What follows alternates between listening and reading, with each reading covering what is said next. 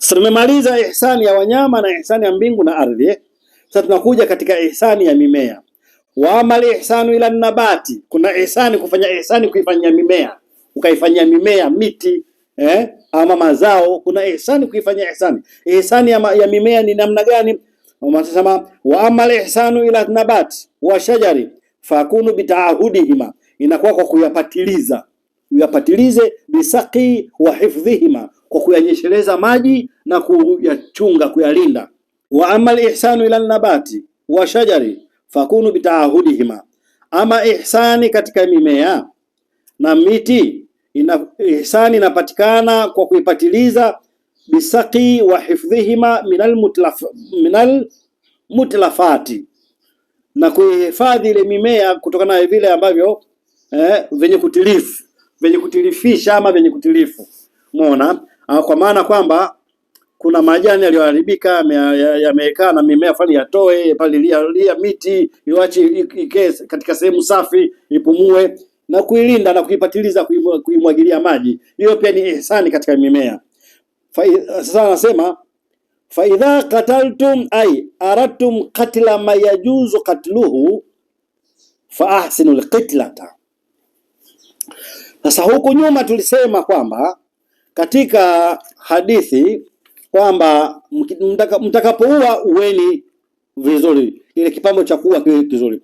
Fa idha qataltum fa ahsinu alqitlata, ile kipambo cha kuua kiwe kizuri. Ndio hapa sasa anakielezea kwa undani, kwa maana kwamba fa idha qataltum fa ahsinu alqitlata ay aradtum qatla ma yajuzu qatluhu, mmetaka kumuua yule ambaye kuna juzu kuuliwa kwake. Sasa anasema wahia hayatul qatl, kipambo cha kuua, wa ihsanuha, na kukitendea wema hicho kipambo, ikhtiyaru ashala turqi, ni kuchagua njia nyepesi, wa akhaffiha ilaman, na yenye uchungu mchache, wa asra'iha izhaqa, na yenye nyepesi ya haraka yao ya kutoa roho. Uchague njia nyepesi ambayo yule anayeuliwa asisikie maumivu, yani kama ni maumivu asisikie sana, na njia hiyo iwe ni nyepesi ya kuitoa roho yake, ai ikhrajan liruhi, namna kuitoa roho wadhalika yahsulu bidharbi al-unuqi bisayfi, na hizo wanafanya katika nchi zetu za Kiarabu. Mtu ambaye amezini au mtu ambaye anapasa kuuliwa, wanamkata tu shingo. Wa ustathna zani, na anavuliwa mzinifu almuhsan, mzinifu ambaye ni muhsin, yani mzinifu ambaye ana mke, anavuliwa katika hicho kipambo cha kuuliwa na kitu ambacho kinatoa haraka roho, ambacho hapati maumivu. Kwa sababu gani? Fa inahu yuqtalu birrajmi, yeye anauliwa kwa kupigwa mawe, liurudi nasi fihi, kwa kuja nasi kwa huyo mzinifu.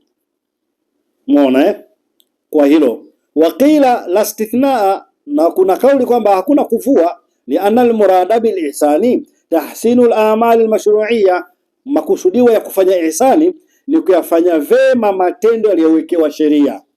Ai iqa'uha ala wajhi shar'i, ni kuyatusha kwa njia ya kisheria. Bi ayati bima talabahu fiha ijaban wa nadba, kwa uwajibu na kwa usuna, ayatende kama vile inavyotakikana. Wa idha dhabahtum, mtakapochinja, fa ahsinu dhibhata, fanyeni vizuri kile kipambo cha kuchinja. Hapa imekuja kwa kasiri, lakini kwa wengine nasema fa ahsinu dhabha bifati dhali, iwe ni ayakuna bisikin madhiya, iwe ni kwa kisu kinachopita, wa yuajila imraraha, na apitisha haraka kile kisu, ala madhbahil bahima, mahala pa kuchinjwa mnyama, liyasra izhaqa ruhiha, afanya haraka kuiondosha roho yake, yani kufa afe haraka. Wa yarfuqa biha, na mfanyie upole, wa yurihaha kama sati, na amstareheshe kama inavyokuja kwa mbele.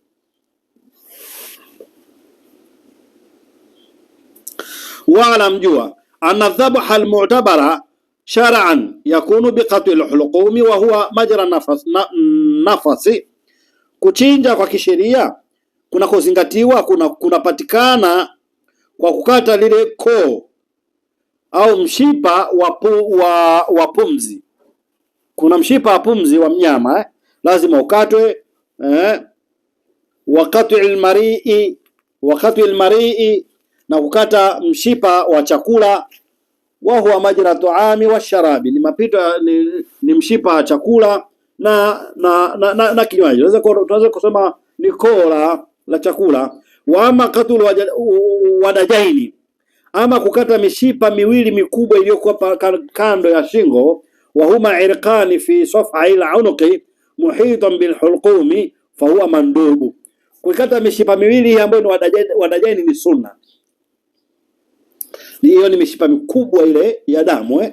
Wa sanu naharu ibli wa nahwiha mimma tala unquhu, mnyama ambaye shingo yake ni ndefu anatakiwa achinjwe huku mwisho, achinjwe huku mwanzo.